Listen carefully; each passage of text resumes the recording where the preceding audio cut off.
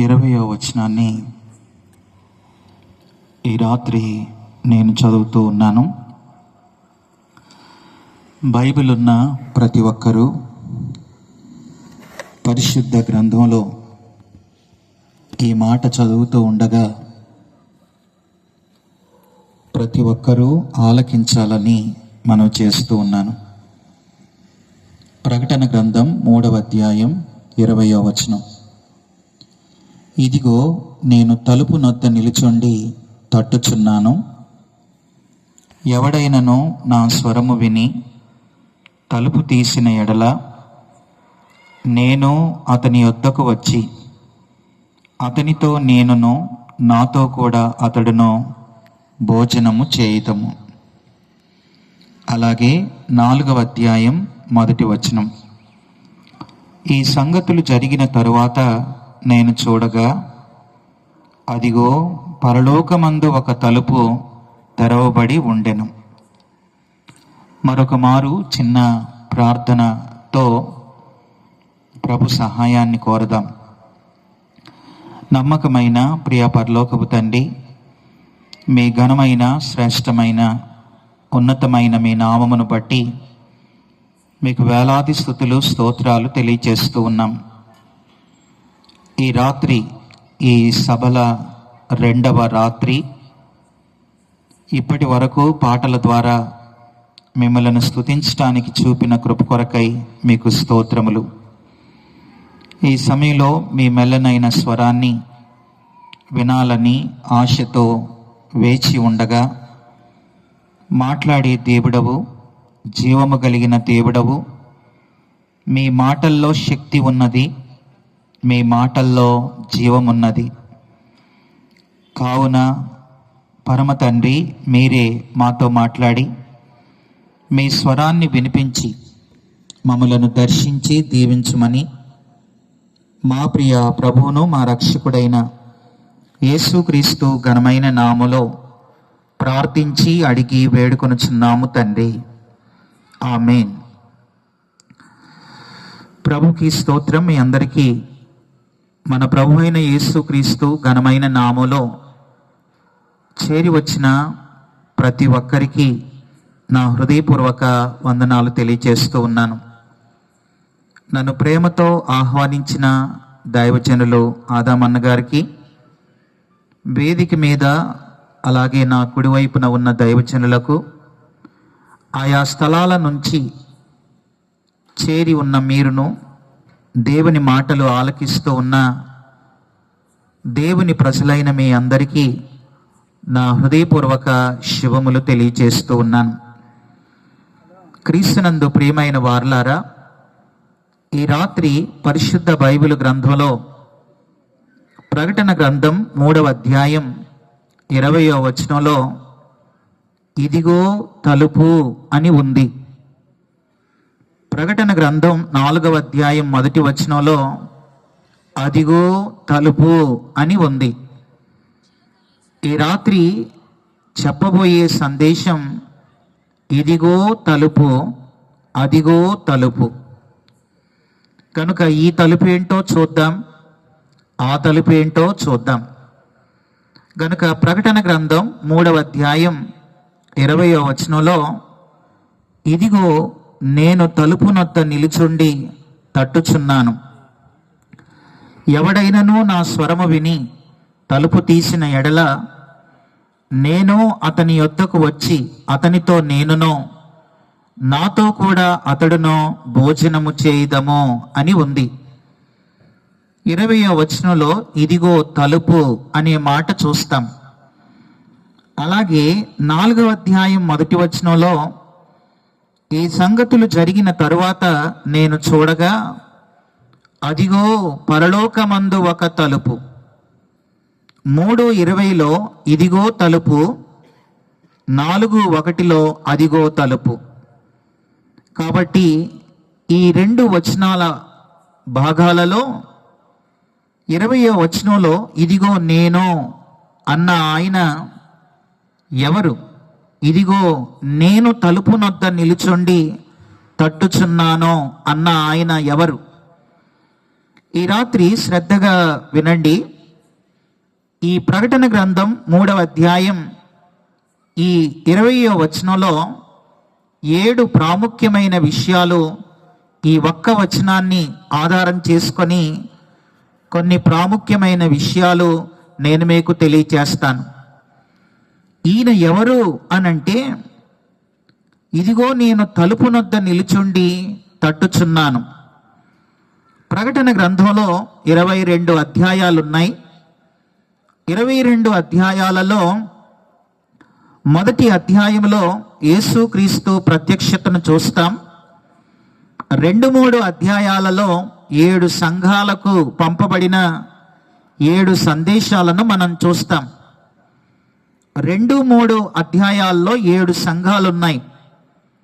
2వ అధ్యాయం మొదటి వచనంలో ఎఫెసులో ఉన్న సంఘం, 2వ అధ్యాయం 8లో స్ముర్నలో ఉన్న సంఘం, 2వ అధ్యాయం 12లో పెర్గములో ఉన్న సంఘం, 2వ అధ్యాయం 18లో తుయితైరాలో ఉన్న సంఘం, 3వ అధ్యాయం మొదటి వచనంలో సార్దీసులో ఉన్న సంఘం, 3వ అధ్యాయం 7వ వచనంలో ఫిలదెల్ఫియాలో ఉన్న సంఘం, అలాగే 3వ అధ్యాయం 14లో లవొదికయాలో ఉన్న సంఘం. ఇలాగూ 2-3 అధ్యాయాల్లో 7 సంఘాలను మనం చూస్తాం. ఆ 7 సంఘాలకి పంపబడిన 7 వర్తమానాలు ఈ 7 సంఘాలలో మనం గమనించగలం. మొదటి అధ్యాయం యేసుక్రీస్తు ప్రత్యక్షత, 2-3 అధ్యాయాలు 7 సంఘాలకి పంపబడిన సందేశాలు. ఆ తర్వాత 4వ అధ్యాయము నుంచి 4-5 అధ్యాయాలలో పరలోకంలో జరుగుతున్న అద్భుతమైన ఆరాధన, 6-18 వరకు భూమి మీద సంభవించనయున్న 7 ఏండ్ల శ్రమల కాలం, 19వ అధ్యాయములో యేసుక్రీస్తు యొక్క బహిరంగ రాకడ, 20వ అధ్యాయములో అపవాది 1000 ఏండ్లు బంధించబడుట, ఆ తదుపరి 1000 ఏండ్ల పాలన, ఆ తదుపరి ధవళ సింహాసనపు తీర్పు, 21-22 అధ్యాయాలు మనం గమనిస్తే నూతన యెరూషలేం పరలోక పట్టణం. ఇది 22 అధ్యాయాల యొక్క సంక్షిప్త వివరణ. మొదటి అధ్యాయం యేసుక్రీస్తు ప్రత్యక్షత, 2-3 అధ్యాయాలు 7 సంఘాలు, 4-5 పరలోకంలో ఆరాధన, 6-18 7 ఏండ్ల శ్రమల కాలం, 19వ అధ్యాయంలో యేసుక్రీస్తు బహిరంగ రాకడ భూమి మీదకి, 20వ అధ్యాయంలో 1000 ఏండ్ల పాలన, ధవళ సింహాసనపు తీర్పు, 21-22లో మనము పరలోక పట్టణాన్ని మనం చూస్తాం. అయితే మనం చదివిన ఈ భాగంలో ప్రకటన గ్రంథం 3వ అధ్యాయం 20వ వచనంలో, ఇదిగో నేను తలుపు నొద్ద నిలుచుండి తట్టుచున్నాను. తలుపు అనగా హృదయం. యేసు ప్రభు హృదయం అనే తలుపు నొద్ద నుండి ఆయన తట్టుచున్నాడు. ఎవడైనా నా స్వరము విని తలుపు తీసిన ఎడల నేను అతని యొద్దకు వచ్చి అతనితో నేనును నాతో కూడా అతడును భోజనము చేయుదాం.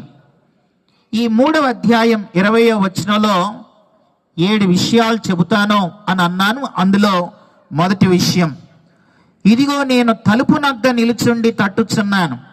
ఈయన ఎవరు అనంటే, మొదటి మాట, ఆయన ప్రేమ కలిగిన దేవుడు.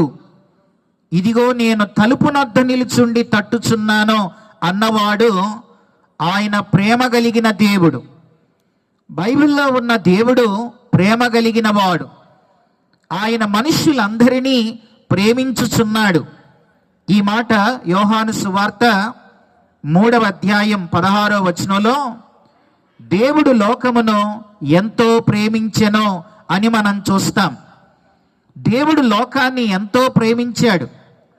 లోకం అంటే లోకములో ఉన్న మనుషులందరినీ ఆయన ప్రేమించాడు, ప్రేమిస్తూనే ఉన్నాడు. లోకములో ఉన్న మనుషులందరూ ఆయనకి ఇష్టమే. ఎందుకనంటే మనుషులందరినీ చేసిన వాడు ఆయనే కాబట్టి. కనుక యోహాను 3:16 కూడా మనం గమనిస్తే దేవుడు లోకమును ఎంతో ప్రేమించెను. ఎంతో అనంటే ఎలా అర్థం చేసుకోగలం? ఆ మాట కూడా కొంత వివరిస్తాను, జాగ్రత్తగా గమనించండి. యోహాను 3:16 దేవుడు లోకమును ఎంతో ప్రేమించెను అని ఉంది. ఎంతో అనంటే ఇంత అని అర్థం చేసుకోవడం కష్టం కాబట్టి ఈ మాటని ఇలా విభజించి చెబుతాను. అందులో మొదటిది, దేవుడు లోకమును ఎంతో ప్రేమించెను అన్న దానిలో మొదటి మాట ఆయన ఎప్పుడు ప్రేమించాడు. రెండవ మాట ఆయన ఎందుకు ప్రేమించాడు. మూడవ మాట ఆయన ఎలా ప్రేమించాడు. నాలుగవ మాట ఆయన ఎలాంటి ప్రేమతో ప్రేమించాడు. ఐదవ మాట ఆయన ఎప్పటి వరకు ప్రేమించాడు. అది యోహాను 3:16. యోహాను 3:16 ఈ 5 విషయాలు మనం గ్రహించాలి. దేవుడు లోకమును ఎప్పుడు ప్రేమించాడు, అది మొదటి విషయం చెబుతాను. రెండవదిగా దేవుడు లోకాన్ని ఎందుకు ప్రేమించాడు, అది కూడా జ్ఞాపకం చేస్తాను. మూడవది, దేవుడు లోకాన్ని ఎలా ప్రేమించాడు.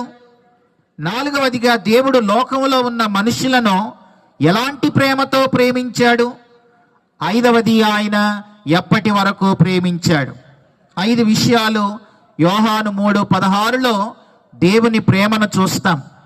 కనుక దేవుడు లోకమును ప్రేమించాడు. లోకంలో ఉన్న మనుషులందరినీ ఆయన ప్రేమించాడు. ఆయన ఎప్పుడు ప్రేమించాడు అనంటే, రండి దేవుని వాక్యంలో ఆయన ఎప్పుడు లోకాన్ని ప్రేమించాడో మనము బైబిల్లో ఎఫెసీలకు రాసిన పత్రిక 1వ అధ్యాయం 4, 5, 6 వచనాలు కలుస్తున్నాయి. కొంచెం సరి చేయండి బ్రదర్. ఇది ఎఫెసీలకు రాసిన పత్రిక 1వ అధ్యాయం 4, 5, 6 వచనాలలో మనం చూస్తే, ఎట్లనగా తన ప్రియుని యందు తాను ఉచితముగా మనకు అనుగ్రహించిన తన కృపా మహిమకు కీర్తి కలుగునట్లు తన చిత్త ప్రకారమైన దయా సంకల్పం చొప్పున యేసుక్రీస్తు ద్వారా తనకు కుమారులుగా స్వీకరించుటకై మనలను ముందుగా తన కోసం నిర్ణయించుకొని మనము తన ఎదుట పరిశుద్ధులమును నిర్దోషులమునై ఉండవలెనని జగత్తు పునాది వేయబడక మునిపే ఆయన ప్రేమ చేత క్రీస్తులో మనలను ఏర్పరచుకొనెను. మొదటి మాట, దేవుడు మనల్ని ఎప్పుడు ప్రేమించాడు అనంటే, జగత్తుకు పునాదులు వేయబడక మునిపే అని మనం చూస్తాం. జగత్ అనంటే ఆ పైన కనిపించే ఆకాశం. జగత్ అంటే ఈ కూర్చున్న నేల మనకి చూస్తాం. అలాగే ఈ జగత్తు అనంటే పీల్చుకునే గాలి, అలాగే త్రాగే నీరు, వంటకు ఉపయోగించే అగ్ని. ఈ 5 కలిపి పంచభూతాలు అని అంటారు. పంచ అంటే 5, భూతాలంటే ఇవి: ఆకాశం, భూమి, గాలి, నీరు, అగ్ని. ఈ 5 కలిపి పంచభూతాలు అని అంటారు. ఈ పంచభూతాలను దేవుడు సృష్టించక ముందే ఆయన మనుషుల్ని ప్రేమించాడని ఎఫెసీలకు రాసిన పత్రిక 1వ అధ్యాయం 4, 5, 6 వచనాల్లో చూస్తున్నాం. కనుక దేవుడు నిన్ను నన్ను ఎప్పుడు ప్రేమించాడనంటే, జగత్తుకు పునాదులు లేనప్పుడే ఆయన మనల్ని ప్రేమించాడు. ఈ విశ్వం లేనప్పుడే ఆయన మనల్ని ప్రేమించాడు. అది ఎలా సాధ్యం అనంటే, మనకి హైదరాబాద్ నుంచి ఈ మార్కాపురానికి వస్తూ ఉంటే మధ్యలో సాగర్ దాటి ఇటు రావాలి. ఒకసారి ఈ విషయాన్ని అర్థం కావడానికి ఒక దైవజనుడు ఇలా చెప్పాడు. ఏమన్నాడంటే, జగత్తుకు పునాదులు లేనప్పుడే దేవుడు మిమ్మల్ని ప్రేమించాడు అని అన్నప్పుడు ఒక ఆయన ఇలా అన్నాడు, ఈ జగత్తుకు పునాదులు లేనప్పుడే, ఆకాశం భూమి లేనప్పుడు నేనెక్కడున్నానో అని అన్నాడు. అప్పుడు ఆయన, మీది ఏ ప్రాంతానికి చెందినవారు అని అంటే, మేము సాగర్ ప్రాంతానికి చెందినవారు అన్నాడు. మరి సాగర్లో ప్రాజెక్ట్ ఉందా అని అంటే, నాగార్జున సాగర్ ప్రాజెక్ట్ ఉంది. మరి ఆ ప్రాజెక్ట్ అక్కడ కట్టబడక ముందు అది ఎక్కడ ఉంది అని అంటే, ముందుగా ఇంజనీరింగ్ ప్లాన్లో ఉంది. అలాగే ఈ జగత్తు పునాదులు లేనప్పుడు మనం ఎక్కడున్నాం అని అంటే ఆయన ప్రణాళికలో, ఆయన ప్లాన్లో మనం ఉన్నాం. కనుక క్రీస్తునందు ప్రియమైన వారులారా, ఈ మాటలు వింటున్న ప్రియ సోదరి సోదరుడా, ఈ జగత్తుకు పునాదులు లేనప్పుడే ఆయన ప్రణాళికలో నీ ఉన్నావు. అప్పుడే యేసు ప్రభు నిన్ను, నన్ను, మనందరినీ ఆయన ప్రేమించాడు అని ఈ రాత్రి తెలియజేస్తూ ఉన్నాను. కాబట్టి దేవుడు లోకమును ఎంతో ప్రేమించను. ఎంతో అంటే ఎప్పుడు అనగా జగత్తుకు పునాదులు లేనప్పుడే. రెండో విషయాన్ని జ్ఞాపకం చేస్తాను. దేవుడు లోకాన్ని ఎందుకు ప్రేమించాడు చూడండి. యోహాను సువార్త 3వ అధ్యాయం 16వ వచనంలో, యోహాను సువార్త 3వ అధ్యాయం 16వ వచనాన్ని చదువుతున్నాను. దేవుడు లోకమును ఎంతో ప్రేమించెను, కాగా ఆయన తన అద్వితీయ కుమారునిగా పుట్టినవాని యందు విశ్వాసముంచు ప్రతి వాడు నశింపక నిత్య జీవం పొందాలని. అసలు దేవుడు ఎందుకు ప్రేమించాడు? మనుషులందరినీ ఆయన ఎందుకు ప్రేమించాడు అని అంటే జవాబు ఈ 16వ వచనంలో ఉంది. ప్రతి వాడు నశింపక నిత్య జీవం పొందాలని. అంటే ప్రతి వాడు ఏ స్థితిలో ఉన్నారు? మనుషులందరూ కూడా నశించిపోయే స్థితిలో ఉన్నారు. ఏంటా నశించిపోయే స్థితి అని అంటే, ఈ భూమి మీద ప్రతి మానవుడు జన్మతః పాపి, కర్మతః పాపి. నాలో జన్మ పాపం లేదు, నాలో కర్మ పాపం లేదు అని చెప్పే మనుషులు ఈ భూమి మీద ఎవ్వరూ లేరు. మానవుడు, ప్రతి మానవుని మీద జన్మ పాపం ఉంది, కర్మ పాపం ఉంది. జన్మ పాపం అంటే మిమ్మల్ని కన్నవారు ఏదో పాపం చేశారని కాదు. ఆది మానవులైన ఆదాము హవ్వలు ఆజ్ఞను అతిక్రమించారు, అది జన్మ పాపం. రెండవదిగా కర్మ పాపం అని అంటే మనంతటికి మనం చేసుకున్నది. కనుక ఈ రోజున అబద్ధాలు మనకెవరు నేర్పించారు? ఏ స్కూల్ వాళ్ళు నేర్పించారు? చెడ్డ పనులు, చెడ్డ మార్గంలో నడవడం, ఇవన్నీ మనకు ఎవరు నేర్పించారు అని అంటే మనంతటికి మనమే నేర్చుకున్నాం. అదే మన కర్మ. కాబట్టి ప్రతి మానవుడు జన్మతః పాపి, కర్మతః పాపి. ఈ పాపమును బట్టి మానవుడు ఏం తెచ్చుకున్నాడు అనగా మరణాన్ని తెచ్చుకున్నాడు. మరణం తర్వాత నరకాన్ని తెచ్చుకున్నాడు. అందుకే ప్రతి వాడు నశించిపోయే స్థితిలో ఉన్నాడు. కాబట్టి లూకాసు వార్త 10వ అధ్యాయం 19వ అధ్యాయం 10వ వచనాన్ని మనం చూస్తే అక్కడ ఇలా ఉంది. లూకాసు వార్త 19వ అధ్యాయం 10వ వచనంలో, నశించిన దానిని వెదకి రక్షించుటకు మనుష్య కుమారుడు వచ్చెను అని దేవుని వాక్యంలో చూస్తున్నాం. కనుక నశించిపోయే మానవులందరినీ వెదకి రక్షించటానికే రక్షకుడైన యేసు ఈ భూమి మీదకి వచ్చాడు ఆయన. కనుక దేవుడు లోకాన్ని ఎప్పుడు ప్రేమించాడు? జగత్తుకు పునాదులు లేనప్పుడే. రెండవది ఎందుకు ప్రేమించాడు? ప్రతివాడు నశింపక నిత్య జీవం పొందాలని. మూడో మాట చెబుతాను. మూడవదిగా ఆయన మనుషులందరినీ ఎలా ప్రేమించాడు? ఎలాంటి ప్రేమ? ఆయన ఎలా ప్రేమించాడు? ఎలా ప్రేమించాడు అనంటే, దేవుడు తన ప్రేమను నేను మిమ్మల్ని ఇలా ప్రేమించాను అని చెప్పడానికి ఆయన వాడుకున్న సాధనాలు బైబిల్లో 2 ఉన్నాయి.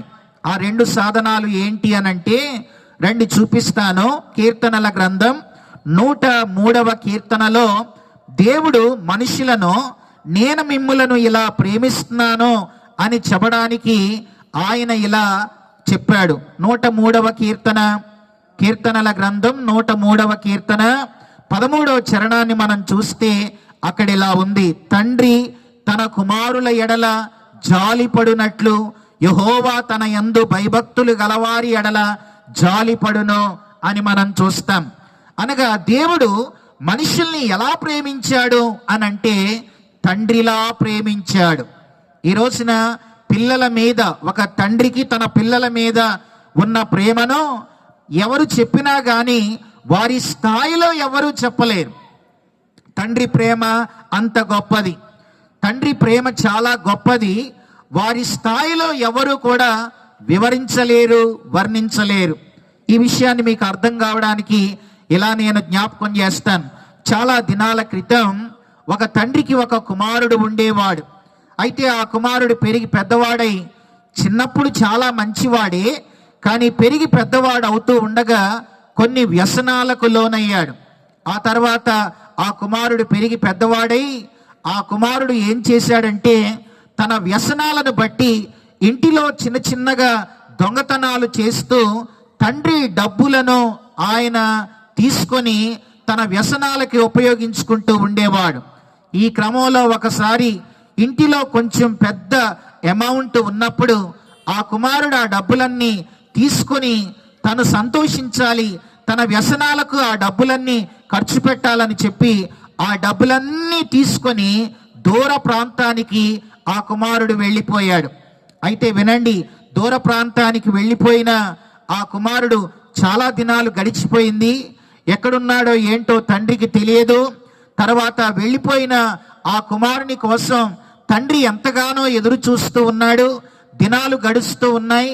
ఒక్కగానొక్క కుమారుడు, చాలా సంవత్సరాల తర్వాత పుట్టిన కుమారుడు, ఎంతో ప్రేమగా పెంచుకొని పెరిగి పెద్దవాడై గొప్పవాడై ప్రయోజకుడు అవుతాడని అనుకుంటే ఇలాంటి భయంకరమైన వ్యసనాలకి, మత్తు పదార్థాలకి, డ్రగ్స్కి అలవాటైపోయి తన జీవితాన్ని నాశనం చేసుకుంటూ ఉన్నాడు.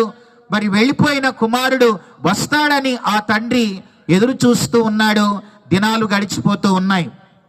ఈలోపు తండ్రి అనారోగ్యంతో మంచం పట్టాడు, కాయిలా పడ్డాడు. తర్వాత వ్యాధిగ్రస్తుడయ్యాడు. తర్వాత కుమారుడు వస్తాడని, ఆ కుమారుడిని చూడాలని ఎంతగానో తండ్రి ఎదురు చూస్తూ ఉన్నాడు. దినాలు గడుస్తూ ఉంటే ఈయన మరణానికి చేరువవుతున్నాడు. తనకొచ్చిన అనారోగ్యాన్ని బట్టి మరణానికి చేరువవుతూ ఉన్నాడు. కానీ కుమారుడు తిరిగి రాలేదు. ఆ కుమారుడు ఎందుకు రాలేదంటే, ఇన్ని డబ్బులు నేను ఇంట్లో దొంగతనం చేసి నా వ్యసనాలకి నేను తండ్రి ప్రేమను అర్థం చేసుకోక దూర ప్రాంతానికి వచ్చాను.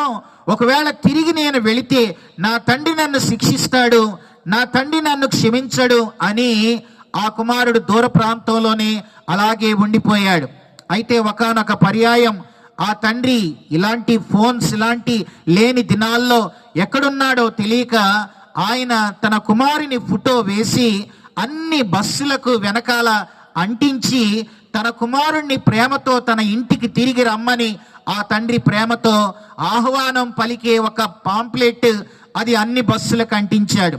ఎక్కడో దూర ప్రాంతంలో ఉన్న ఆ కుమారుడు ఆ బస్సు వెనకాల ఉన్నది చూసి అందులో ఆ విషయాన్ని చదివాడు. బాబు, నువ్వు ఎక్కడున్నావో ఏంటో తెలియదు, నేను నిన్ను ప్రేమిస్తున్నాను, నేను అనారోగ్యంతో ఉన్నాను, నేను ఎప్పుడు చనిపోతానో నాకు తెలియదు, కానీ నేను చావక ముందు నిన్ను చూడాలని ఉంది, కాబట్టి నువ్వు ఎక్కడున్నా సరే రా బాబు అని చెప్పి ఆ తండ్రి ఆ వెనక రాసిన దాన్ని ఆ కుమారుడు దూర ప్రాంతంలో ఉన్న ఆ కుమారుడు చదివాడు. అలా చదివిన ఆ కుమారుడు తండ్రికి ఒక టెలిగ్రామ్ ఇచ్చాడు. ఏమని టెలిగ్రామ్ అంటే, నాన్నగారు నిజంగా మీరు నన్ను ప్రేమిస్తున్నారా? నిజంగా మీరు నన్ను క్షమిస్తారా? నేను చాలా ఎన్నోసార్లు మిమ్మల్ని బాధ పెట్టాను, ఎన్నోసార్లు మిమ్మల్ని దుఃఖ పెట్టాను, తర్వాత మీ మాట నేను వినలేదు, కాబట్టి నిజంగా మీరు నన్ను ప్రేమిస్తున్నారా? అయితే ఒక చిన్న పని చేయండి, నేను ఫలానా తారీఖున ఫలానా ట్రైన్లో నేను మన ఇంటికి వస్తాను. అయితే రైల్వే స్టేషన్కి మన ఇల్లు చాలా దగ్గరగా ఉంది కదా, నేను ట్రైన్ దిగి మన ఇంటికి వస్తాను. అయితే మన ఇంటి ముందు ఒక చెట్టు ఉంది, ఆ చెట్టు మీద ఒక పచ్చ జెండా కట్టి ఉంచండి. ఆ జెండా నాకు కనబడితే మీరు నన్ను ప్రేమిస్తున్నారని, మీరు నన్ను క్షమిస్తున్నారని అర్థం చేసుకుని ఇంట్లోనికి వస్తాను. నేను రైల్వే స్టేషన్లో దిగి అడుగులు వేసుకుంటూ నేను ఆ చెట్టు మీద జెండా ఒకవేళ కనబడకపోతే మీరు నన్ను ప్రేమించట్లేదు, క్షమించట్లేదని మరలా నేను తిరిగి వెళ్ళిపోతాను, ఇంకా ఎన్నడూ నేను మీకు కనబడను అని కుమారుడు తండ్రికి టెలిగ్రామ్ ఇచ్చాడు. వృద్ధాప్యంలో మంచం పట్టి అనారోగ్యంతో ఉన్న ఆ తండ్రి ఆ టెలిగ్రామ్ చదివాడు, ప్రక్కన పడేశాడు. కొడుకు చెప్పిన తారీఖు వచ్చేసింది. తర్వాత కుమారుడు బయలుదేరాడు. తర్వాత ట్రైన్లో వస్తున్నాడు. వస్తూ ఉన్నప్పుడు ఆ కుమారుని మదిలో మెదిలే ఆలోచనలన్నీ ఇలా ఉన్నాయి. నిజంగా నా తండ్రి నన్ను ప్రేమిస్తున్నాడా? నిజంగా నా తండ్రి నన్ను చేర్చుకుంటాడా? నిజంగా నా తండ్రి ఆయన నన్ను క్షమిస్తున్నాడా? ఇవే ఆలోచనలతో ఆ చెట్టు మీద జెండా ఉంటే లోపలికి వెళదాం, అనారోగ్యంతో ఉన్నానన్నాడు, చూద్దాం తర్వాత వెళదాం అని అనుకొని ట్రైన్ దిగాడు. అడుగులు వేసుకుంటూ ఇంటికి వస్తున్నాడు. తన దృష్టి అంతా ఒకటే, తన ఇంటి ముందున్న చెట్టు, ఆ చెట్టు మీద జెండా కనబడితే గనక నా తండ్రి నన్ను ప్రేమిస్తున్నాడు, క్షమిస్తున్నాడు అని నేను అర్థం చేసుకొని లోపలికి వెళ్తానని ఆయన చూపులన్నీ కూడా దూరంగా వస్తున్న కుమారుని చూపులు చెట్టు మీద జెండా కనబడొద్దని ఆశతో ఆ కుమారుడు అడుగులు వేసుకుంటూ వస్తున్నాడు. అయితే దూరంగా నడుస్తున్న ఆ కుమారునికి చెట్టు వైపు చూస్తున్నాడు, కానీ చెట్టు మీద ఒక్క జెండా కూడా కనిపించటలేదు. అయితే ఆ కుమారుడు అనుకున్నాడు, నేను ఇంటికి రావడానికి మా నాన్నగారు చేసిన ప్రయత్నమే తప్ప నిజంగా నా తండ్రి నన్ను ప్రేమిస్తున్నాడా, నిజంగా నా తండ్రి నన్ను క్షమిస్తున్నాడా, ఏదో నేను ఇంటికి రావాలని ఇంటిలోనికి నేను వెళ్ళిన తర్వాత నన్ను దండిస్తాడేమో, శిక్షిస్తాడేమో, కొడతాడేమో అని అనుకుంటూ ఆ కుమారుడు ఏం చేయాలా, ఇప్పుడు లోపలికి వెళదామా, ఇక్కడి నుంచి ఇటే వెనక్కి తిరిగి మరలా దూర ప్రాంతానికి వెళ్ళిపోదామా అని ఆగి ఆలోచించడం మొదలెట్టాడు.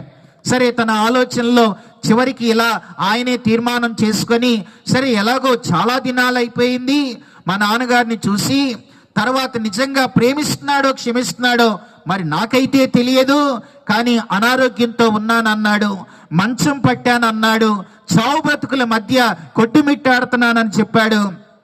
కాబట్టి ఎలాగో ఇంత దూరం వచ్చాను కదా, సరే వెళ్ళి చూద్దాం అని ఆ చెట్టుకు దగ్గరగా ఒక 100 అడుగులు వేసుకుంటూ ఆ కుమారుడు అడుగులు ఇంటికి వేసుకుంటూ ఇంటికి వస్తూ ఉన్నాడు. అలా ఇంటికి ఆయన చేరువవుతూ ఉండగా చెట్టు మీద ఒక విషయాన్ని చూసి ఆ కుమారుడు అలా నిర్ఘాంతపోయి ఆ చెట్టు వైపే అలా చూస్తూ ఉండిపోయాడు. జరిగిన విషయం ఏంటనంటే, టెలిగ్రామ్ చూశాడా తండ్రి. ఏమని చూశాడు, నాన్నగారు మీరు నన్ను ప్రేమిస్తే, మీరు నన్ను క్షమిస్తే చెట్టు మీద ఒక జెండా కట్టండి, ఆ జెండా నాకు కనిపిస్తే మీరు నన్ను ప్రేమిస్తున్నారని నేను అర్థం చేసుకుంటాను అన్న ఆ కొడుకు మాటలు చదివిన ఆ తండ్రి, అయ్యో నా కుమారుడా, నేను నిన్ను ప్రేమిస్తున్నానని ఇలా అర్థం చేసుకోవాలనుకుంటున్నావా అని అనారోగ్యంతో ఉన్న ఆ తండ్రి, మంచం పట్టిన ఆ తండ్రి, కాయిలా పడ్డ ఆ తండ్రి తన వృద్ధాప్యంలో ఆయన కుమారుడేమో చెట్టు మీద ఒక జెండా ప్రేమను ఆయన కోరుకుంటే, కుమారుడా నీ మీద నాకున్న ప్రేమ ఒక జెండా ప్రేమ కాదురా, కొన్ని 100 జెండాల ప్రేమ నీ మీద నాకుంది అన్ను అర్థం చేసుకో అని ఆ తండ్రి కొన్ని 100 జెండాలతో ఇక చెట్టే కనబడకుండా ఆ జెండాలతో ఆ చెట్టు నింపేశాడు.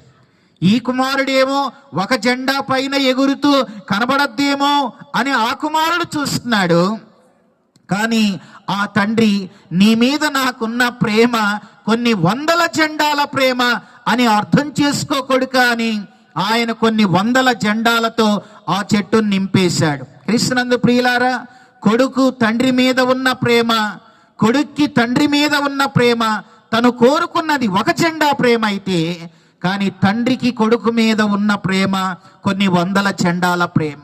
ఈ రాత్రి చెబుతున్నాను వినండి, యేసు ప్రభువు కూడా ఈ భూమి మీద ఉన్న మనుషులందరూ అనంటే ఆయనకి ఎంత ఇష్టం అనంటే ప్రాణం పెట్టే అంత ఇష్టం.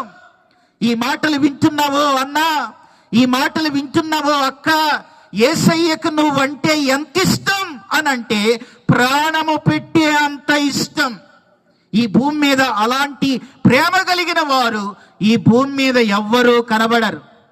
ఆయన ఈ సిలువ మీద పెట్టినప్పుడు యేసును ఈ చెయ్యి ఎంతవరకు వస్తో అంతవరకు లాగి ఈ చేతిలో ఒక మేకు కొట్టారు. అలాగే ఈ చెయ్యి ఎంతవరకు వస్తో అంతవరకు లాగి ఈ చేతిలో ఒక మేకు కొట్టారు.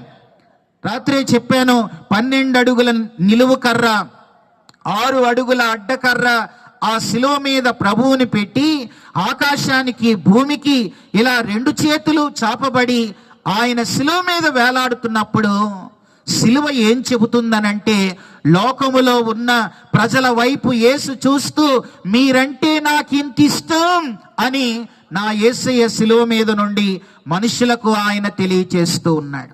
కనుక యేసు ప్రేమ ఈ రాత్రి వినండి, ఆయన ఒక తండ్రిలా ప్రేమిస్తున్నాడు.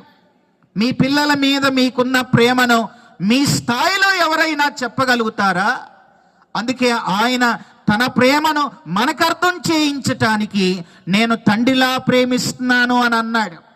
అలాగే ఆయన వాడుకున్న మరొక సాధనం ఎవరు అని అంటే తల్లి. యెషయా గ్రంథం 66వ అధ్యాయం 13వ వచనంలో, ఒకని తల్లి వానిని ఆదరించున్నట్లుగా నేను మిమ్మును ఆదరించెదను అని అన్నాడు. అంటే ఆయన ప్రేమ తల్లి లాంటి ప్రేమ. తల్లి ప్రేమను కూడా ఏ కొలమానంతో కొలవలేమండి. పిల్లల మీద తల్లికున్న ప్రేమను ఏ కొలమానంతో కొలవలేం, ఏ పరికరాలతో కొలవలేం మనం. అలాగే యేసయ్య ప్రేమ కూడా మనం కొలవలేం. ఆయన ప్రేమను ఏ మానవుడు వివరించలేడు, ఏ బోధకుడు బోధించలేడు, ఏ చిత్రకారుడు చిత్రించలేడు. అంత అమోఘమైన ప్రేమ యేసయ్య ప్రేమ. కనుక దేవుడు లోకమును ఎంత ప్రేమించాడు అనంటే, ఆయన ఎంతో అనే ఈ మాటలో జగత్తుకు పునాదులు లేనప్పుడే ప్రేమించాడు. ప్రతివాడు నశింపక నిత్య జీవం పొందాలని ప్రేమించాడు. అలాగే మూడవదిగా ఆయన ఎలాంటి ప్రేమతో ప్రేమించాడు అనంటే, ఆయన తల్లి లాంటి తండ్రి లాంటి ప్రేమతో ఆయన ప్రేమించాడు. ఆయన ప్రేమ తల్లి లాంటి ప్రేమ, ఆయన ప్రేమ తండ్రి లాంటి ప్రేమ. తర్వాత 4వ విషయాన్ని చెబుతాను. 4వదిగా ఆయన ప్రేమ ఎలాంటి ప్రేమ అనంటే, చూడండి దేవుని వాక్యంలో ఆయన మనల్ని ఎలా ఉన్నప్పుడు ప్రేమించాడు. దేవుని వాక్యంలో మనం చూస్తాం. రోమాపత్రిక 8వ అధ్యాయం, పరిశుద్ధ బైబిల్ గ్రంథంలో రోమీలకు రాసిన పత్రిక 8వ అధ్యాయం 5వ అధ్యాయంలో 8వ వచనంలో ఇలా ఉంది. రోమాపత్రిక 5వ అధ్యాయం 8వ వచనాన్ని చదువుతున్నాను. అయితే దేవుడు మన ఎడల తన ప్రేమను వెల్లడిపరుచుచున్నాడు. ఎట్లనగా మనం ఇంకా పాపులమై ఉండగాని ఆయన మనల్ని ప్రేమించాడు. మనుషులు ఏ స్థితిలో ఉన్నప్పుడు ప్రేమించాడు? పాపులుగా ఉన్నప్పుడే ప్రేమించాడు. అలాగే శత్రువులుగా ఉన్నప్పుడే ప్రేమించాడు. అలాగే బలహీనులుగా ఉన్నప్పుడే ఆయన ప్రేమించాడు.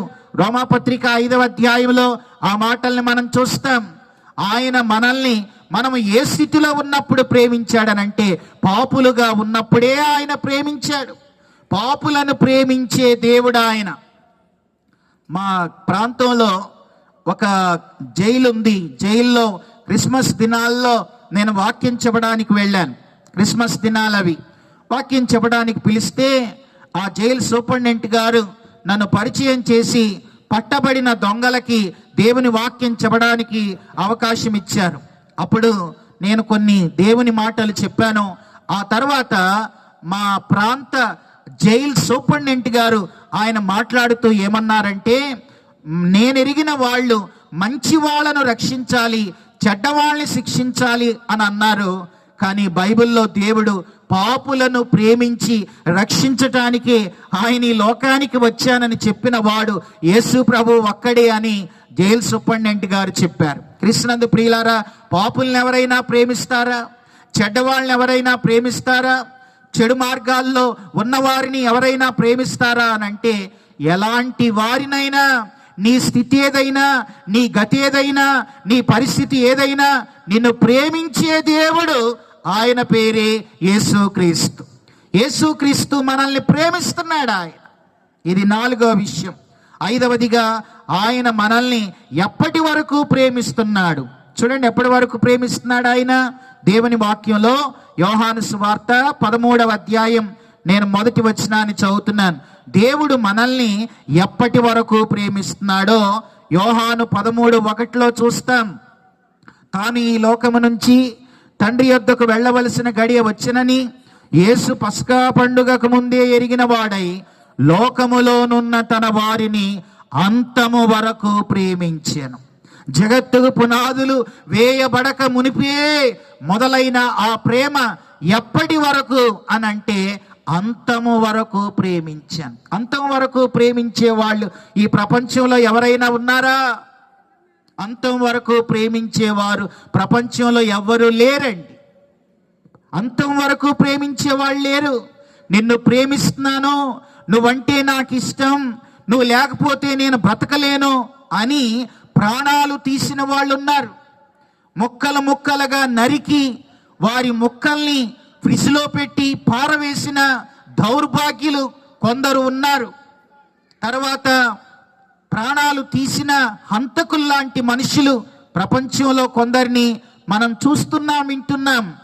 అయితే వినండి, యేసు ప్రభు ఎంత ఘోర పాపినైనా ఆయన ప్రేమిస్తున్నాడు. ఎవరినైనా ప్రేమిస్తున్నాడు, ఎంతైనా ప్రేమిస్తాడు ఆయన ప్రేమించటం, ప్రేమ ఆయన తత్వం, ప్రేమ ఆయన స్వభావం. ఆయన ప్రేమించకుండా ఉండలేడు. కాబట్టి యోహాను సువార్త 3:16లో ఈ మాటల్ని మనం చూస్తాం. అలాంటి ప్రేమ కలిగిన దేవుడు ప్రకటన గ్రంథం రండి 3వ అధ్యాయం 20వ వచనంలో, ఇదిగో నేను తలుపు నద్ద నిలుచుండి తట్టుచున్నాను అని అన్నాడు. ఆయన ఎవరు?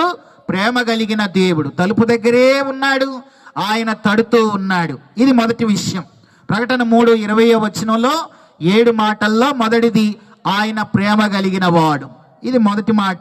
రెండవ మాట రండి, యోహాను సువార్త ప్రకటన గ్రంథం 3వ అధ్యాయం 20వ వచనంలో రెండో విషయాన్ని జ్ఞాపకం చేస్తాను.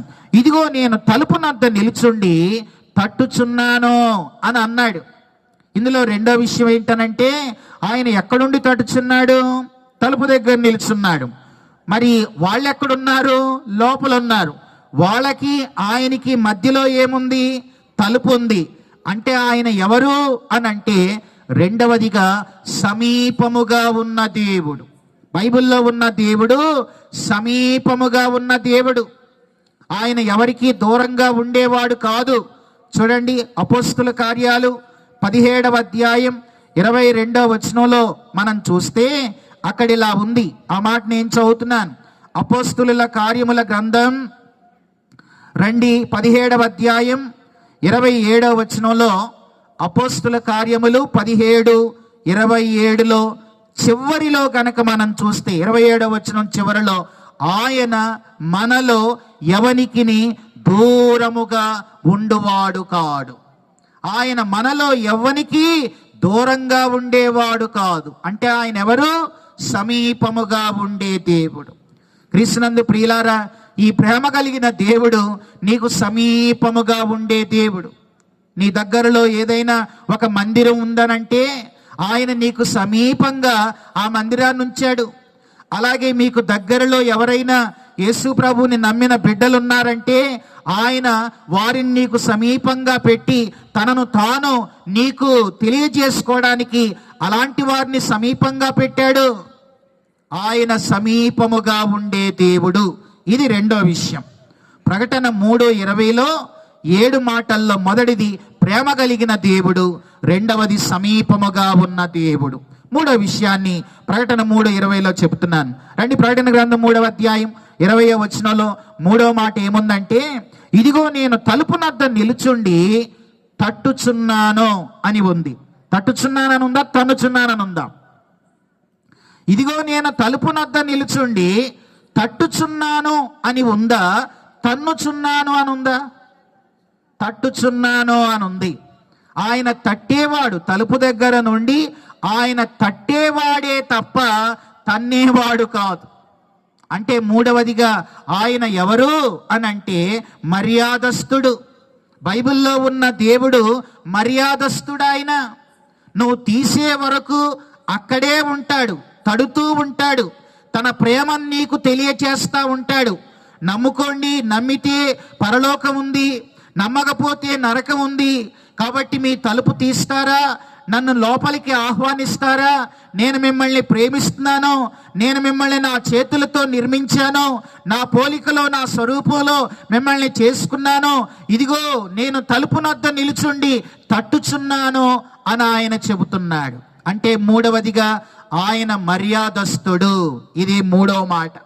నాలుగవ విషయాన్ని జ్ఞాపకం చేస్తాను రండి.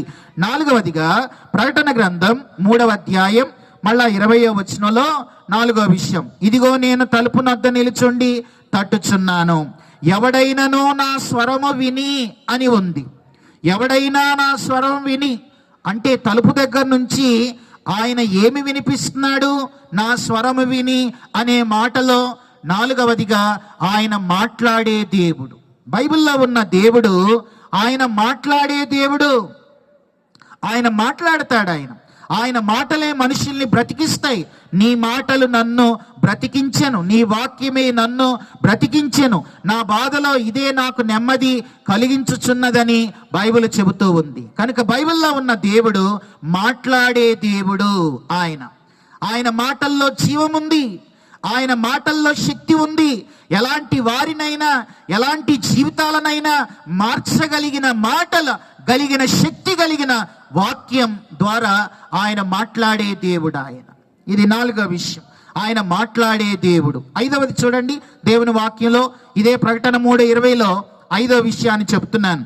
ఇదిగో నేను తలుపు నొద్ద నిలుచుండి తట్టుచున్నాను. ప్రేమ కలిగిన దేవుడు, 2వది సమీపముగా ఉన్న దేవుడు, 3వది మర్యాదస్తుడు, 4వది మాట్లాడేవాడు. 5వది ఏంటనంటే ఆయన ఇక్కడ 20లో ఇలా ఉంది, ఎవడైనాను నా స్వరము విని, ఎవడైనా నా స్వరము విని అనే మాటలో ఎవరైనా ఆయన స్వరం వినొచ్చు. అంటే 5వదిగా ఆయన ఎవరు అని అంటే అందరికీ ఆహ్వానం ఇచ్చే దేవుడు. ఎవడైనా నా స్వరం విని అనే విషయంలో ఎవరైనా ఆయన స్వరం విని తలుపు తీయొచ్చు. ఎవరైనా తీయొచ్చా? మాదా కులం కాదే, మాదా మతం కాదే అని ఎవరైనా తీయొచ్చా అంటే ఎవరైనా తలుపు తీయొచ్చు.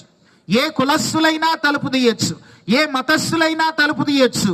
మేము చిన్నవాళ్ళం, మరి మేము తలుపు తీయొచ్చా అంటే చిన్నపిల్లలైనా తలుపు తీయొచ్చు. మేము యవనస్తులం, మేము కూడా తలుపు, ఈ హృదయం అనే తలుపు తీయవచ్చా అనంటే యవనస్తులైనా తీయొచ్చు. ఎవడైనా నా స్వరము విని అంటే ఆయన అందరికీ ఆహ్వానం ఇచ్చే దేవుడు. యేసు ప్రభు ఓ కులానికి మతానికి సంబంధించిన వాడు కాదు. కులాలు మతాలు మనం ఏర్పాటు చేసుకున్నవే అని అందరికీ తెలిసిన విషయమే. కనుక ఎవరైనా తలుపులు తీయొచ్చు. మీలో చాలామంది విజ్ఞులున్నారు, చదువుకొని ఆలోచించే వాళ్ళు ఉన్నారు. యేసు ప్రభువుని నమ్మని కులం ఉందా? యేసు ప్రభువుని నమ్మని ప్రాంతం ఉందా? యేసు ప్రభువుని నమ్మని దేశముందా అని అంటే లేదని నాకంటే మీకే ఎక్కువగా తెలుసు. అంటే యేసు ప్రభు ఓ కులానికో, ఓ ప్రాంతానికో, ఒక దేశానికో, ఒక రాష్ట్రానికో చెందినవాడు కాదు. యేసు క్రీస్తు అందరికీ ప్రభువు. ఆయన అందరికీ ప్రభు. ఆయన అందరినీ రక్షించేవాడు. ఆయన అందరి కోసం ప్రాణం పెట్టాడు, అందరి కోసం వచ్చాడు, అందరి కోసం శిలువ మీద మరణించాడు, అందరి కోసం తిరిగి లేచాడు, అందరి కోసం పరలోకాన్ని ఆయన సిద్ధం చేస్తున్నాడు. కనుక అందరికీ ఆహ్వానం ఇచ్చే దేవుడు. ఇది 5వ విషయం. 6వ మాట చూడండి, ప్రకటన గ్రంథం 3వ అధ్యాయం 20వ వచనంలో ఇలా ఉంది, ఇదిగో నేను తలుపు నొద్ద నిలుచుండి తట్టుచున్నాను. ఎవడైనా నా స్వరం విని తలుపు తీసిన ఎడల నేను అతని యొద్దకు వస్తాను. తలుపు తీసిన ఎడల నేను అతని యొద్దకు వస్తాను. అంటే 6వదిగా ఈయన ఎవరు అని అంటే ఆయన స్వేచ్ఛనిచ్చే దేవుడు.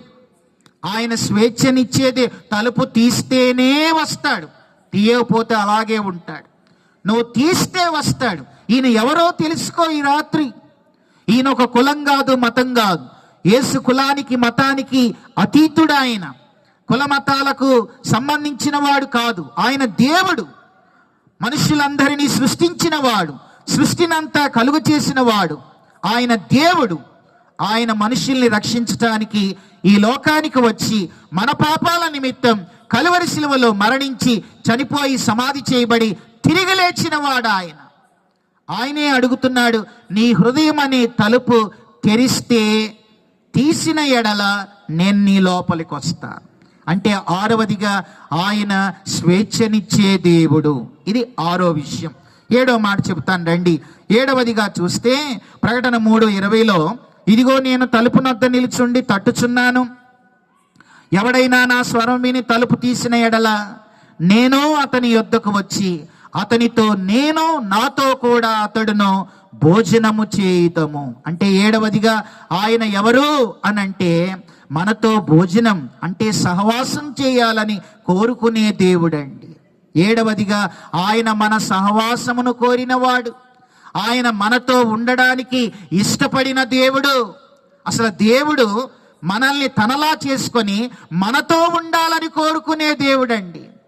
బైబిల్లో ఉన్న దేవుడు మన సహవాసమును కోరుకునేవాడు. తలుపు తీస్తే నేను లోపలికి వస్తా, అతడు నాతో, నేను అతనితో కలిసి భోజనం చేస్తాను అని ఆయన చెబుతున్నాడు. అంటే మన సహవాసమును కోరినవాడు. 7 విషయాలు. మొదటి మాట, ఆయన ప్రేమ కలిగిన దేవుడు. రెండవ మాట, సమీపముగా ఉన్న దేవుడు. మూడవ మాట, మర్యాదస్తుడైన దేవుడు. నాలుగవదిగా, మాట్లాడే దేవుడు. ఐదవదిగా, అందరికీ ఆహ్వానమిచ్చే దేవుడు. ఆరవదిగా, స్వేచ్ఛనిచ్చిన దేవుడు. ఏడవదిగా, మన సహవాసమును కోరిన దేవుడు. అలాంటి ఈ దేవుడు 20వ వచనంలో, ఇదిగో నేను తలుపు దగ్గర ఉన్నాను, నేను తట్టుచున్నాను, మీరు తీస్తే నేను లోపలికి వస్తాను అని అన్నాడు. సరే, ఒకవేళ మేము తలుపు తీయం అని ఎవరైనా అన్నారనుకో, అంటారు ఈ రోజున చాలామంది. ఎందుకలా అంటారు? దేవుడే స్వేచ్ఛనిచ్చాడు కాబట్టి, కనుక మాకు అవసరం లేదనే వాళ్ళు ఉన్నారు. ఒకవేళ ఎవరైనా ఈ యేసు నాకు కావాలి ప్రభువా, నా హృదయంలో నేను తలుపులు తెరుస్తున్నాను, నా లోపలికి రానాయనా అని అన్నామనుకో, వినండి, మనము గనక ఆయనకి తలుపులు తీస్తే ఆయన ఒక పని చేస్తాడు. ఏంటా పని చెప్పనా? 4వ అధ్యాయం 1వ వచనంలో, ఇక్కడ ఎవరైతే ఆయనకి తలుపులు తెరుస్తారో వారికి ఆయన పరలోకపు తలుపులు తెరుస్తాడు. అది 4వ అధ్యాయం 1వ వచనంలో. ఇక్కడ తలుపులు తెరిచిన వారికే అక్కడ తలుపులు తెరుస్తాడు ఆయన. ఒకవేళ ఇక్కడ తలుపులు తెరవకుండా, యేసు ప్రభువుని నీ సొంత రక్షకుడిగా అంగీకరించకుండా, ఆ దేవుడు నాకు అవసరం లేదు, నాకు వద్దు అని నీ తలుపులు మూసుకొని, నీ చెవులు మూసుకొని, ఆయన్ని నీ హృదయంలో చేర్చుకోకపోతే, ఇక్కడ నువ్వు తలుపులు మూస్తే అక్కడ ఆయన తలుపులు మూస్తాడు. ఇక్కడ నువ్వు తలుపులు తెరిస్తే నీకు అక్కడ తలుపులు తెరుస్తాడు. చూడండి, 4వ అధ్యాయం 1వ వచనంలో, ఈ సంగతులు జరిగిన తర్వాత నేను చూడగా అదిగో పరలోకమందు ఒక తలుపు తెరవబడి ఉండెను. పరలోకపు తలుపులు ఎవరి కొరకు తెరవబడతాయి అని అంటే, ఇక్కడ తలుపులు తీసిన వాళ్ళకే, ఇక్కడ నమ్మిన వాళ్ళకే పరలోకంలో తలుపులు తీయబడతాయి. అంతేగాని ఆ తలుపులు మాకు అవసరం లేదు, ఆ దేవుడు నాకు అవసరం లేదు, ఇక్కడ నా హృదయం అనే తలుపును నేను తెరవను అని మూసుకుంటే ఆ పరలోకాన్నే మనం పోగొట్టుకుంటాం. కాబట్టి క్రీస్తునందు ప్రియమైన వారులారా, మరి అక్కడ పరలోకపు తలుపులు తెరిచాడు అనుకోండి, మరి పరలోకంలో ఏముంది అది కూడా అర్థం కావాలి. పరలోకంలో ఏముంది? తలుపులు తెరవకపోవడానికి కారణం ఏంటనంటే, ఈ భూమి మీద ఏదో ఉందని ఆశించటమే కదా.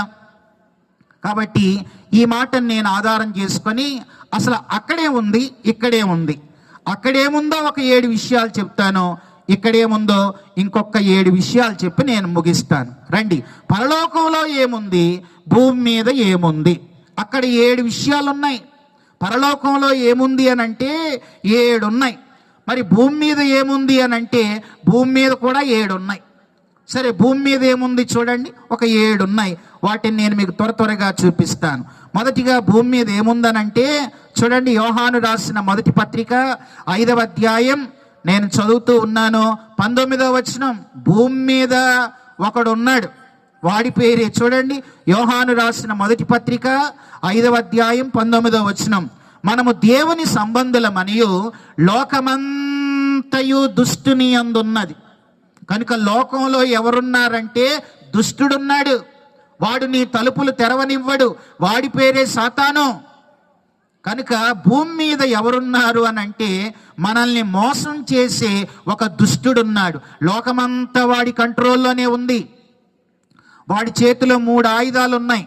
ఆ 3 ఆయుధాలు ఏంటనంటే, ఒకటి శరీర ఆశ, రెండవది నేత్ర ఆశ, మూడవది జీవపు డంబం. శరీరాశలు, నేత్రాశ, జీవపు డంబంతో వాడు ఇక్కడ తలుపులు తెరవకుండా చేసి, ఆ తలుపులు తెరవకుండా వీడు అడ్డపడేవాడు ఒకడున్నాడు, వాడి పేరే సాతాను. భూమి మీద సాతాను ఉన్నాడు. ఎక్కడున్నాడు, ఏ ఊర్లో ఉన్నాడు అని అంటే బైబిలే చెబుతుంది, లోకమంతా దుష్టుని అందుంది. నువ్వు ఎక్కడికైనా వెళ్ళి వీడుండి వీడు నిన్ను పాడు చేస్తాడు. సాతానుడు హైదరాబాదులో లేడా, సాతానుడు అమెరికాలో లేడా, సాతానుడు పాకిస్తాన్లో లేడా, సాతానుడు మరో ప్రాంతం లేడా అంటే లోకమంతా దుష్టుడి అందే ఉంది. నువ్వు ఎక్కడికి వెళ్ళినా వీడు ఉంటాడు. వీడి ఆయుధాలు 3 ఉన్నాయి, శరీరాశ, నేత్రాశ, జీవపు డంబం. ఈ 3 ఆయుధాలతో మనుషుల్ని పాడు చేస్తాడు. భూమి మీద దుష్టుడున్నాడు. అందుకే చాలా మంది ఈ దుష్టుని వల్లే చాలా మంది తలుపులు మూయబడ్డాయి, చాలా మంది మనోనేత్రాలు మూయబడ్డాయి. కనుక వాడు తలుపులు తెరవకుండా చేస్తున్నాడు. భూమి మీద దుష్టుడున్నాడు. మరి పరలోకంలో ఎవరున్నారు అని అంటే చూడండి, పరలోకంలో ఎవరున్నారో మత్తయి సువార్త 23వ అధ్యాయం 9వ వచనంలో మనం చూస్తాం. చదువుతున్నాను నేను. మత్తయి సువార్త 23వ అధ్యాయం 9వ వచనంలో అక్కడ ఇలా ఉంది, మరియు భూమి మీద ఎవరికైనాను తండ్రి అని పేరు పెట్టవద్దు, ఒక్కడే మీ తండ్రి, ఆయన పరలోకమందు ఉన్నాడు. పరలోకంలో ఎవరున్నారంటే దేవుడు ఉన్నాడు. భూమి మీద ఎవరున్నారంటే దుష్టుడున్నాడు. వాడేమో మన మనోనేత్రాలకి గుడ్డితనం కలుగచేసి తర్వాత ఈ సువార్త తలుపులకు, సువార్త ద్వారా తలుపులు తెరవకుండా మూసేవాడు దుష్టుడైతే, మరి పరలోకంలో ఎవరైతే తలుపులు తెరుచుకుంటారో దేవుడిచ్చిన స్వేచ్ఛను వారు త్రోసివేయక ఈ యేసు ప్రభు కులానికి మతానికి సంబంధించిన వాడు కాదు అని ఆయనకు తమ హృదయంలో చోటిస్తారో వారికి పరలోకంలో తలుపు తెరుస్తాడు. పరలోకంలో ఉన్న ఆయన పేరు యేసుక్రీస్తు. కనుక పరలోకంలో దేవుడు ఉన్నాడు, భూమి మీద దెయ్యం ఉంది. ఇది మొదటి విషయం. రెండవ విషయాన్ని చెబుతాను రండి. రెండవదిగా భూమి మీద ఏముంది అని అంటే, రెండవదిగా భూమి మీద పాపం ఉంది. భూమి మీద ఏముందంటే పాపము అనేది భూమి మీద ఉంది. మీరు ఎక్కడికైనా వెళ్ళండి, పాపం ఉంది. పాపం ఎలాంటిదనంటే, ఒక ఆయన అన్నాడు ఇలాగా, పాపం అనేది పాపం అని అన్నాడు. పాపం అనేది పాపం అని అన్నాడు. దాన్ని నేను ఇలా చెబుతాను వినండి. పాపము మధ్యలో పా తీసేసాం అనుకోండి, ఆ అక్షరం ఈ అక్షరం ఏమైద్ది? పాపంలోనే పాము ఉంది. పాపం ప్రారంభం ఎలా ఉంటుందనంటే, పాపము అనే 3 అక్షరాల్లో మూ తీసేస్తే మొదటి 2 అక్షరాలు ఏంటి? మొదటి 2 అక్షరాలు ఏంటి? పాపములో మొదటి 2 అక్షరాలు పాప. కనుక పాపం అనేది ప్రారంభం పాపలా ఉంటుంది. అది ముదిరిందనుకో మధ్యలో పాదిస్తే పాము అయింది. పాపం పాము లాంటిది. ప్రారంభమేమో అది ఎలా ఉంటుందనంటే ఓ పాపలాగా ఉంటుంది. ఎవడో నీకు SMS చేస్తే అబ్బో ఎంత సంతోషమో పాప. తర్వాత చాటింగ్లు చేస్తూ ఉంటే ఎంత సంతోషమో. తర్వాత చూడగొని చూస్తూ ఉంటే ఎంత సంతోషమో. పాపం ప్రారంభం థ్రిల్లింగ్ ఎక్స్పీరియన్స్ ఇస్తుంది. పాపం ముగింపు కిల్లింగ్ ఎక్స్పీరియన్స్ ఇస్తుంది. కాబట్టి పాపం ప్రారంభం భలే థ్రిల్గా ఉంటుంది, కానీ అది ముగింపు అది ఎంతో వేదనకరంగా ఉంటుంది అని ఈ రాత్రి మీకు తెలియజేస్తున్నాను. భూమి మీద పాపం ఉంది. మరి పరలోకంలో ఏముంటుంది అంటే, పరలోకంలో పాపం ఉండదు, అక్కడ అంతా పరిశుద్ధతే ఉంటుంది. ఇక్కడ దెయ్యం ఉంది, అక్కడ దేవుడు ఉన్నాడు. ఇక్కడ పాపం ఉంది, అక్కడ పరిశుద్ధత ఉంది. మూడవ మాట చెప్తాను రండి. మూడవదిగా భూమి మీద ఏముంది అని అంటే, ప్రకటన 14:13 ప్రకారం భూమి మీద ప్రయాస ఉంది. ప్రయాస ఉంది. భూమి మీద ప్రయాస పడని మనుషులు ఎవరూ లేరు. అందుకే మత్తయి సువార్త 11వ అధ్యాయం 28వ వచనంలో, ప్రయాసపడి భారం మోసుకొనుచున్న సమస్త జనులారా నా యొద్దకు రండి, నేను మీకు విశ్రాంతినిస్తాను అని ఆయన చెప్పాడు. కనుక భూమి మీద ఏముందనంటే, మూడవదిగా ప్రయాస ఉంది. మూడవదిగా పరలోకంలో ఏముందనంటే విశ్రాంతి ఉంది. ఎక్కడ ప్రయాస ఉంటుంది అక్కడ ప్రయాస ఉండదు, అక్కడ విశ్రాంతి ఉంటుంది. తర్వాత 4వ విషయాన్ని చెబుతాను. 4వదిగా భూమి మీద ఏముంది అని అంటే, చూడండి బైబిల్లో కొరింథీలకు రాసిన 2వ పత్రిక చదువుతున్నాను నేను. కొరింథీలకు రాసిన 2వ పత్రిక భూమి మీద ఏముంది అని అంటే చదువుతున్నాను. కొరింథీలకు రాసిన 2వ పత్రిక 4వ అధ్యాయం 18వ వచనం చూడండి ఆ మాట. కొరింథీలకు రాసిన 2వ పత్రిక 4, 16, 17, 18 వచనాల్లో, కావున మేము అధైర్యపడము, మా బాహ్య పురుషుడు కృషించుచున్నను, ఆంతర్య పురుషుడు దినదినము నూతన పరచుచున్నాడు. మేము దృశ్యమైన వాటిని చూడక అదృశ్యమైన వాటిని నిదానించి చూచుచున్నాం. ఎందుకు అనంటే 18లో, ఏలయనగా దృశ్యమైనవి అనిత్యములు, అదృశ్యమైనవి నిత్యములు. దృశ్యమైనవి అనిత్యములు, అదృశ్యమైనవే నిత్యములు. అంటే నాలుగవదిగా భూమి మీద ఏముంది అని అంటే, భూమి మీద అశాశ్వతమైన ఉన్నాయి. నీ కంటికి కనబడేది ఏదైనా అది అశాశ్వతమైనదే. మరి పరలోకంలో ఏముంది అని అంటే, అక్కడ శాశ్వతమైనవి ఉన్నాయి. పరలోకంలో అన్ని శాశ్వతమైనవే, భూమి మీద అన్ని అశాశ్వతమైనవే. డబ్బు అంటావా, అది శాశ్వతం కాదు. ఒకవేళ అందం అంటావా, శాశ్వతం కాదు. ఆరోగ్యం అంటావా, శాశ్వతం కాదు. ఆస్తిపాస్తులు అంటావా, శాశ్వతం కాదు. అసలు ఈ భూమి మీద ఏది శాశ్వతం కాదు. ఒకసారి ఒక రాజుగారు మంత్రిని పిలిచి ఇలా అన్నాడట, మంత్రి నాకు పని చేసి పెట్టు అన్నాడంట. చిత్తం రాజా, ఏంటో చెప్పండి చేస్తా అన్నాడట. అప్పుడు వెంటనే ఆ రాజుగారు అన్నారట, మంత్రి నా చేతి కొలత తీసుకొని నాకు ఉంగరాన్ని తయారు చేసుకొని తీసుకొని రా. ఆ ఉంగరం మీద ఒక చిన్న మాట ఉండాలి. ఆ మాటను నేను చదివినప్పుడు, నేను ఈ రాజ్యాన్ని పరిపాలిస్తున్నప్పుడు చాలాసార్లు కొన్ని చిన్న చిన్న సమస్యలతో నేను కృంగిపోతున్నాను. ఆ మాట నన్ను ఎంతో ప్రోత్సహించేదిగా ఉండాలని అన్నాడట. తర్వాత సరే మంత్రి గారు వెళ్తూ ఉంటే, మంత్రి ఇంకో పని చేసి పెట్టు, ఎప్పుడూ బాధలే కాదు, అప్పుడప్పుడు చాలా సంతోషిస్తాను కదా, అలా సంతోషించేటప్పుడు ఆ మాట చదివితే ఆ సంతోషం నవ్వు కూడా ఆగిపోయేటట్లుగా ఉండాలి. అలాంటి మాట ఏదైనా రాసి తీసుకొని రా అన్నాడట. అర్థమైందా? నవ్వేటప్పుడు ఆగిపోవాలి, బాధలు వచ్చినప్పుడు ప్రోత్సహించుకోవాలి. అలాంటి మాట ఉంగరం మీద రాసి తీసుకొని రేపు సాయంత్రానికి అలా తీసుకురా అన్నాడట. సరే మంత్రి గారు వెళ్ళారు. బాగా నవ్వేటప్పుడు ఆగిపోయే మాట, బాధల్లో ఉన్నప్పుడు చదివితే ప్రోత్సహించుకునే మాట ఏంటి అని బాగా ఆలోచించి మరుసటి దినం ఉంగరాన్ని తయారు చేసుకొని ఆ మాట ఉంగరం మీద పెట్టించి ఆ రాజుగారికి మరుసటి దినం సాయంకాలం ఇచ్చేసాడట. అయితే ఒక రోజున రాజుగారు బాగా నవ్వుతున్నారంట. నవ్వుతా ఉంటే ఉంగరం మీద మాట గుర్తొచ్చి, ఇప్పుడు నా నవ్వు ఆగిపోవాలి కదా, నవ్వు ఆగిపోకపోతే మంత్రి యొక్క తల కోటగుమ్మానికి కట్టేస్తానని ఆ మాట చదివేబట్టికి నవ్వు ఆగిపోయిందంట. సరే దినాలు గడుస్తూ ఉన్నాయి. రాజ్య పరిపాలనలో ఏదో సమస్య ఎదురైనప్పుడు ఆయన కృంగిపోయిన స్థితిలో ఉంగరం మీద మాట గుర్తొచ్చి అది చదవడంతో తనను తాను ఎంతో ప్రోత్సహించుకున్నాడు. బాధలో ఉన్నప్పుడు ప్రోత్సహించబడ్డాడు. బాగా నవ్వుతూ ఉంటే ఆ నవ్వు ఆగిపోయింది. ఇంతకీ ఉంగరం మీద ఉన్న మాట ఏంటనంటే, చాలా చిన్న అక్షరాల్లో ఇది శాశ్వతం కాదు అనే మాట. బాగా నవ్వుతున్నాడు, ఇది శాశ్వతం కాదు. అవును, నవ్వు శాశ్వతమా? నవ్వు శాశ్వతం కాదు. సరే బాధల్లో ఉన్నాడు, ఇది శాశ్వతం కాదు. అవును, బాధలు శాశ్వతం కాదు. బాధలు శాశ్వతం కాదు, నవ్వు శాశ్వతం కాదు, నీ అందం శాశ్వతం కాదు, నీ డబ్బు శాశ్వతం కాదు, నీ హోదా శాశ్వతం కాదు, నీ పదవి శాశ్వతం కాదు. ఆ మాటకు వస్తే ఈ భూమి మీద ఏది శాశ్వతం కాదు. కనుక భూమి మీద ఏముంది అని అంటే అశాశ్వతమైన ఉన్నాయి.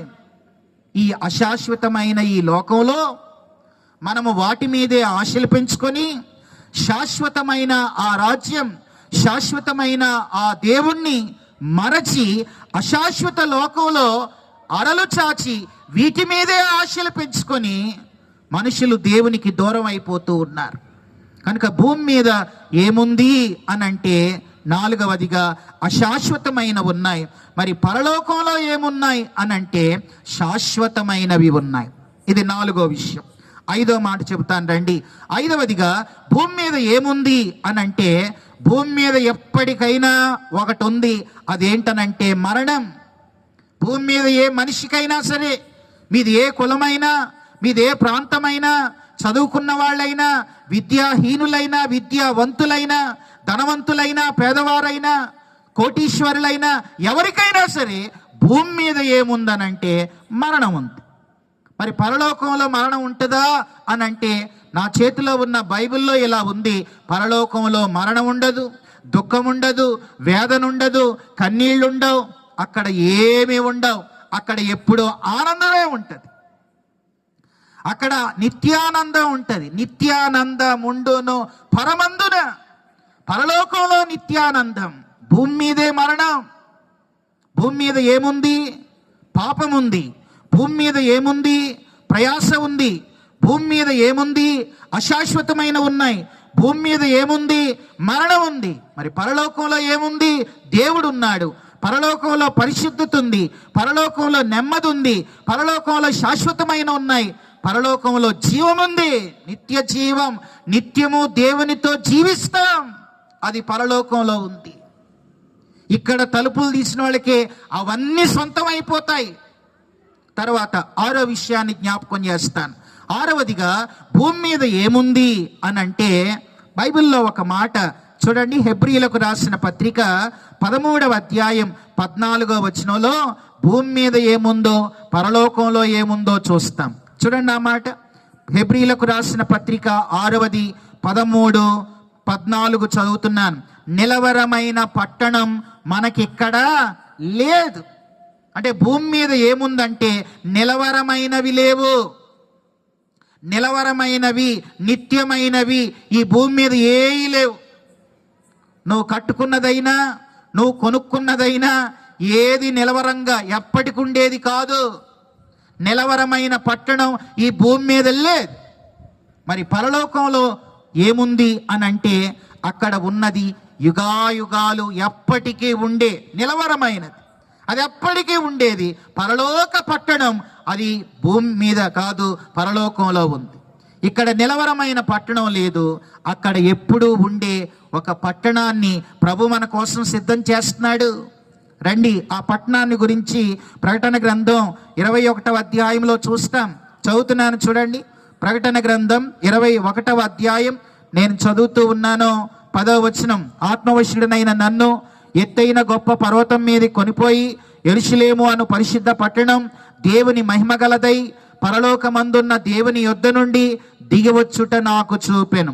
దాని అందలి వెలుగు దగదగా మెరయు సూర్యకాంతము వంటి అమూల్య రత్నమును పోలి ఉన్నది. ఆ పట్టణమునకు ఎత్తైన గొప్ప ప్రాకారం 12 గుమ్మాలున్నాయి. ఆ గుమ్మముల యొద్ద 12 దేవదూతలు ఉన్నారు.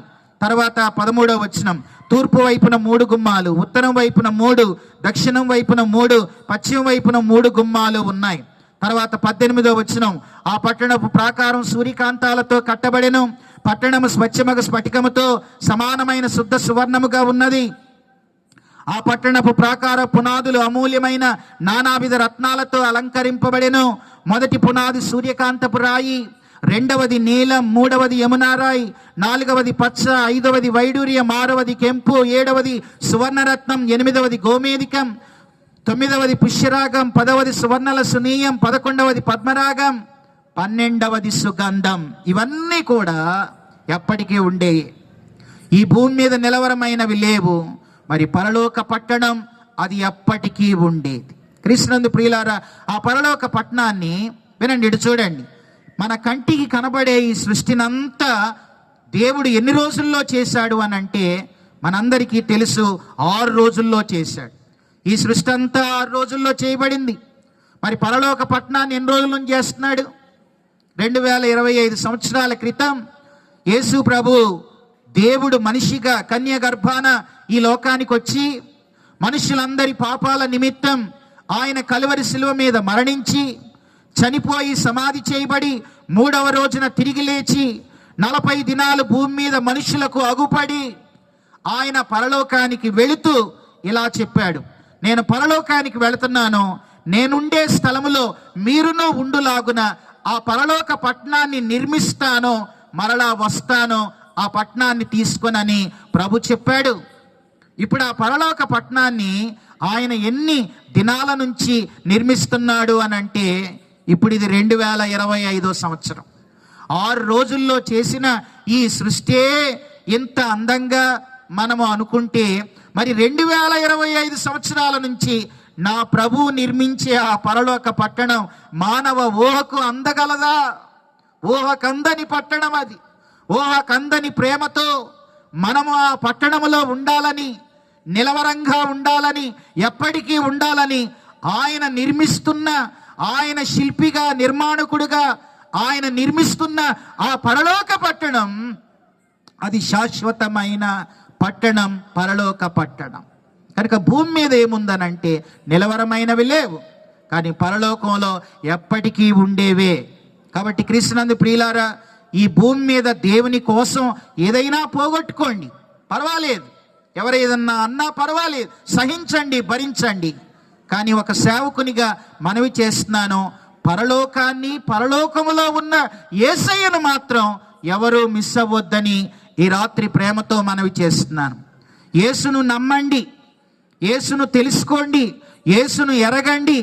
ఆయనే నిత్య జీవాన్ని ఇవ్వగలడు. నేనే మార్గం, సత్యం, జీవం, నా ద్వారా తప్ప ఎవడునో పరలోకానికి చేరలేడు అని ఆయనే తెలియచేశాడు. ఆయన ద్వారానే పరలోకం. అక్కడ అంతా నెమ్మది, విశ్రాంతి, సంతోషం, సమాధానం అక్కడ ఉంటాయి. చివరిగా 7వ మాట చెబుతాను. భూమి మీద ఏముంది అని అంటే, భూమి మీద 7వది భిన్నమైన ఆరాధనలు ఉన్నాయి. మరి పరలోకంలో ఏముంటుంది అని అంటే నిత్యమైన ఆరాధన ఉంటుంది. ఇక్కడ రకరకాల భిన్నమైన ఆరాధనలు, ఒకరు నుంచొని ఆరాధన అంటారు, ఒకరు కూర్చుని ఆరాధన అంటారు, తర్వాత రకరకాలుగా ఉన్నాయి, పర్వాలేదు. ఇక్కడ భిన్నమైన ఆరాధన. మరి పరలోకంలోకి వెళ్ళిన తర్వాత అక్కడ ఎలా ఉంటుంది అని అంటే అక్కడ నిత్యమైన ఆరాధనే ఉంటుంది. పరలోకంలో యుగాలు ప్రభువుని స్తుతించి ఆరాధించుటే. పరలోకంలో ప్రార్థనలు ఉండవు, పరలోకంలో సువార్త ఉండదు, పరలోకంలో కన్నీళ్లు ఉండవు, పరలోకంలో దుఃఖం, బాధ, ఏడ్పు, వేదన ఇవి ఏవి అక్కడ ఉండవు. పరలోకంలో ఉండేది ఒక్కటే, ఆయన ముఖ దర్శనం చేస్తూ, ఆయనను స్తుతిస్తూ, ఆయనను ఆరాధిస్తూ యుగాలు మనం గడిపేస్తూ ఉంటాం. కనుక ప్రకటన 22:4 ఆయన ముఖ దర్శనం, ఆయన దాసులు ఆయన ముఖ దర్శనము చేస్తూ ఆయనను ఆరాధిస్తూ ఉంటారు. కనుక ఒక పర్ఫెక్ట్ వర్షిప్ అక్కడే మనం చూస్తాం. ఇక్కడ చిన్న చిన్న ఏమన్నా ఉండొచ్చు, పర్వాలేదు. కానీ అక్కడ మాత్రం సంపూర్ణమైన ఆరాధన మన ప్రభువుకి ఆరోపిస్తూ ఆయనతో యుగాలు మనం ఉంటాం. కాబట్టి క్రీస్తునందు ప్రియులారా, ఇదిగో నేను తలుపు వద్ద నిల్చుండి తట్టుచున్నాను అని అన్నాడు. ఎవరైతే ఆయన స్వరాన్ని విని, ఈ రాత్రి ఈ శబ్దయంత్రము ద్వారా ఆయన స్వరాన్ని విని, ప్రభువా నీవు పాపులను రక్షించే దేవుడవు, నా కోసం సిలువలో ప్రాణం పెట్టావు, చనిపోయి సమాధి చేయబడి తిరిగి లేచావు, నా హృదయాన్ని నీకు తెరుస్తున్నాను అని ఎవరైతే యేసుకు తమ హృదయపు తలుపులు తెరుస్తారో, 4వ అధ్యాయం 1వ వచనంలో ఉన్నట్లు వారికి ఆయన తలుపులు తెరుస్తాడు. ఇక్కడ నువ్వు మూసుకుంటే ఒక రోజున అక్కడ ఆయన మూస్తాడు. ఆయన మూసిన తర్వాత ప్రభువా తలుపులు తీనాయనా అని అంటే ఒకటే అంటాడు, నేను మిమ్మును ఎరుగను పొండి అని అంటాడు. ఆ దినమైనా ఆ గడి అయినా మనకు తెలియదు గనుక మనం మెలకువగా ఉండి, ప్రభు రాకడ అతి సమీపముగా ఉండగా నీ హృదయం అనే తలుపును తెరచి యేసుకు నీ జీవితాన్ని అప్పగించి ఆయనను నీ సొంత రక్షకుడిగా అంగీకరించి ప్రభు కొరకు జీవించు. ఎక్కడికి పోతున్నా మనం? ఎక్కవలసిన ఒలీవ కొండను వదిలి. ఎందుకు పోతున్నా మనం? కట్టవలసిన హృదయపు కట్టడాలు వదిలి. బాబేలులో గోపురం కట్టడానిక, బబులోనులో కాపురం పెట్టడానిక? స్త్రీలకిచ్చే విలువ సిలువకిస్తున్నామా? సౌదాలకిచ్చే విలువ ఔదర్యానికి ఇస్తున్నామా? ప్రేమ కలిగిన దేవుడు ఈ రాత్రి తన మెల్లనైన స్వరాన్ని నీకు వినిపించి, నీ హృదయం అనే తలుపు తెరిస్తే నేను నీకు లోపలికి వస్తాను, శాంతి సమాధానాన్ని ఇస్తాను, పాప క్షమాపణ ఇస్తాను, నిత్య జీవాన్ని ఇస్తాను, నీ కొరకు పరలోకపు తలుపులు తెరిచి పరలోకాన్నే నీకు అనుగ్రహిస్తాను. యుగాలు నాతో నీవు, నీతో నేను కలిసి భోజనం చేస్తూ సహవాసం చేద్దామని ఆ ప్రేమ కలిగిన దేవుడు ఈ రాత్రి ఈ మాటలు నీకు వినిపిస్తున్నాడు. ఇది నాకు వద్దు అని త్రోసివేయకు. ప్రేమ కలిగిన యేసును నీ హృదయంలో చేర్చుకో. ఆయన్ని నీ సొంత రక్షకుడిగా అంగీకరించు. నేడే రక్షణ దినం, రేపుకు రూపు లేదు. నేడే తీర్మానం చేసుకో. నేడే అను సమయం ఉండగానే ఆయనకు నీ జీవితాన్ని అప్పగించుకొని ఆయనను వేడుకో. ఆయన నిన్ను దీవిస్తాడు. తల్ల వంచండి, ప్రార్థన చేసుకుందాం. కళ్ళు మూసుకుందాం, ప్రభు వైపు చూద్దాం, ప్రార్థన చేద్దాం.